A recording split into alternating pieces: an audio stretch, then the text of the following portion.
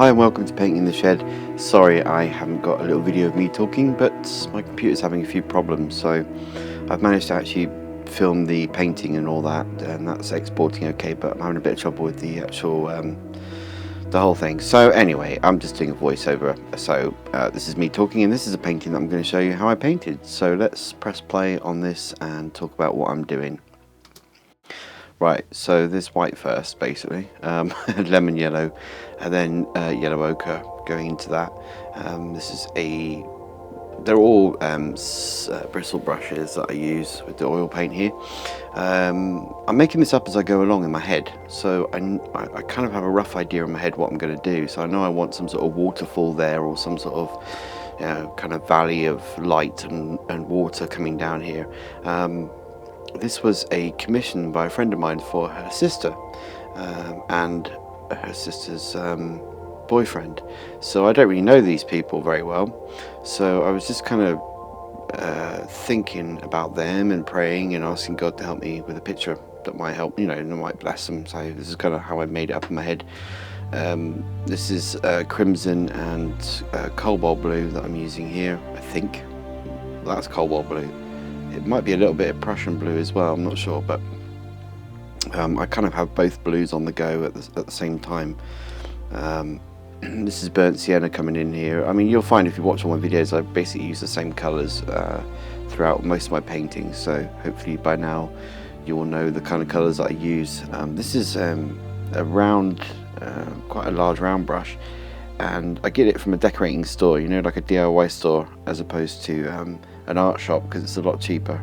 So if you're buying brushes for your artwork, get some of the big brushes from a DIY store, because it's a lot cheaper than buying artist ones, But obviously a small brush like this one here, that is an artist brush, and that costs a lot more money for these brushes than the bigger ones. But the bigger one kind of blended all the colours in together. I kind of put the colours on like this, and then I use a bigger brush to blend the areas off, or take the paint off. I don't actually use a lot of paint, because it's just the way I learned to paint with acrylics. So I don't actually use a lot of paint. So this is, and you see here I did the wings in the wrong position, and I just painted over it with the wing feathers sort of going in the right direction, and I kind of left it a little bit. I quite enjoyed that. I like that kind of confused look about the sky and all that, and all the marks that were made. So yeah, this is me blending off the colours. Sometimes I just use the background colour to emphasise the wings.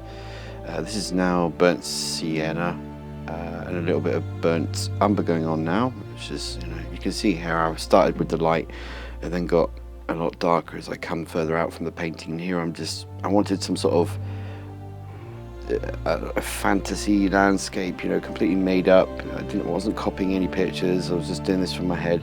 But that's the beauty of painting, is you can create whatever landscape you want, as long as you got the light coming from a certain direction, and you got shadows working in the same places. You can really do whatever landscape you want. You can see there in the background I started off really light, and then you get darker as you come more forward, and that's quite a good rule to just keep, and it works. It works if you're doing the painting, any sort of landscape. Here I've decided to make this valley deeper, so I'm adding the background on, which is a bit difficult to do, but I kind of put it in between the feathers there, which looks okay. It looks all right. Yeah, it's quite nice to make up a painting like this. It's much better than copying a picture, because you're free to do whatever you want. This is me deciding to put a little valley down here, so I put the water on first, reflecting the sky colours, and then once I've done that and I've softened that, I add the rocks around it and kind of create the valley, create this space around it.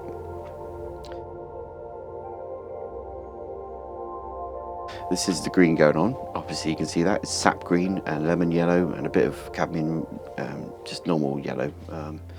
This is the people I'm adding on with a fine brush, but this brush you can see has been used quite a lot, so it's not actually that fine. I should have got a new brush, really, to be honest. It's very hard to do small figures like this. You'd be surprised how many times I go over it and do it again and again to get it right. But it turned out okay. The head's always a little bit too big. I always do that wrong, so I wipe off a bit of paint there.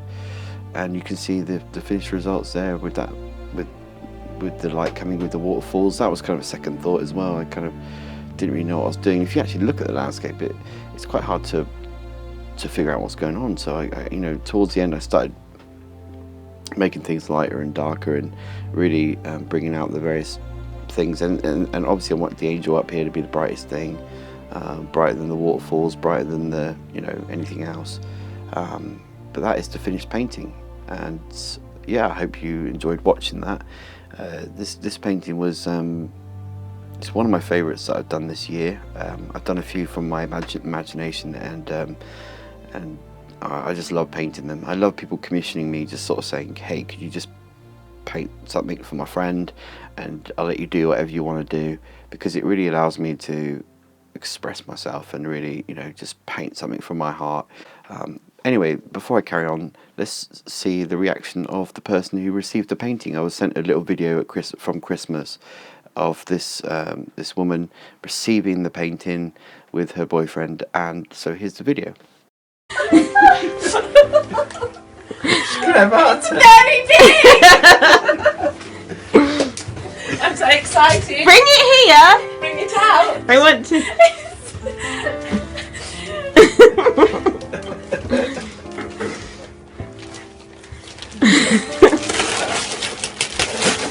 Oh, it's a big bug.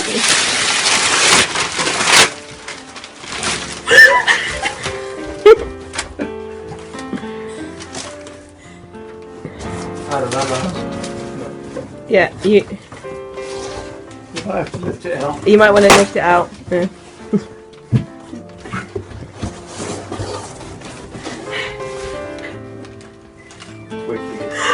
He's done it for you. That's you too. Yeah, he painted it for you. For your new house. An original painting. You too. He signed it down the bottom.